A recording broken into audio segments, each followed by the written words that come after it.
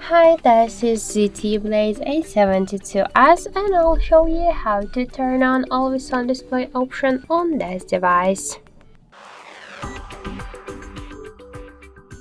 So unfortunately we have not installed by default the AOD option. That's why we should first get the Muviz Edge application from the Play Store. That's why open the Play Store app and in the search pool enter the Muviz Edge app. And now we should get this application, so tap the install button and wait a couple of seconds while this application will download it and then install it on your device. So after that, tap to open the app, click to draw over apps. And after that, you'll see here the list with the applications. Find Muviz Edge app, tap once on the switcher and tap twice to go back.